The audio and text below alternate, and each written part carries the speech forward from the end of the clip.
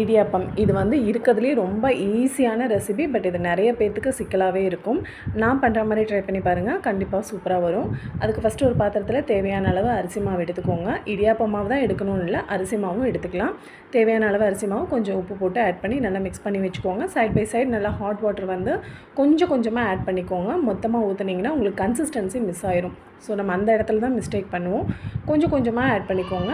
கொஞ்சம் கொஞ்சமாக ஆட் பண்ணி அந்த கன்சிஸ்டன்சி வர்ற வரைக்கும், நான் காட்டுற மாதிரி கன்சிஸ்டன்சி வந்ததுக்கப்புறமா நீங்கள் வந்து கையில் சூடாக தான் இருக்கும், பட் இருந்தாலும் கொஞ்சம் ஆறினதுக்கப்புறமா கையில் நான் பிணையிற மாதிரி நல்லா போட்டு பிசைஞ்சுக்கோங்க.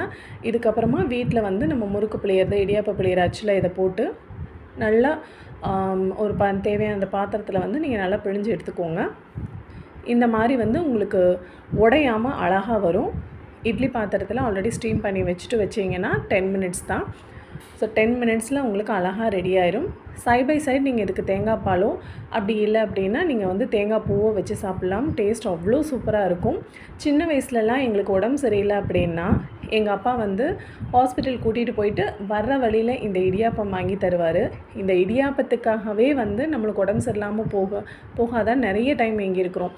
அந்த கடையில் இடியாப்பம் அவ்வளோ டேஸ்ட்டாக இருக்கும். அதுக்கு வந்து தேங்காய் பால் இல்லாமல் அவங்க வந்து தேங்காய் பூ தான் போட்டு கொடுப்பாங்க. அதை சாப்பிடும்போதே அந்த உடம்பு சரியில்லாததுக்கும் அந்த தேங்காய் பூ போட்டு அந்த இடியாப்பம் சாப்பிட்றதுக்கும் அவ்வளோ டேஸ்ட்டாக இருக்கும். நம்மளுக்கு கொஞ்சம் ஹெல்த்தியாக இருக்கிற மாதிரியும் இருக்கும். அந்த கடையில் வந்து ரொம்ப அதிகமாக வந்து தீந்தும் போயிடும். சின்ன பிள்ளையில எங்களுக்கு அது ஒரு ஆசை. எங்கள் அப்பாகிட்ட கேட்போம், அப்பா எங்களுக்கு இடியாப்பம் வாங்கி கொடுங்கன்னு சொல்லிட்டு. அவ்வளோ டேஸ்ட்டாக இருக்கும். பட் நீங்கள் வீட்லேயும் அழகாக இந்த மாதிரி செஞ்சு சாப்பிட்லாம், ஹெல்த்தியாகவும் டேஸ்டியாகவும்.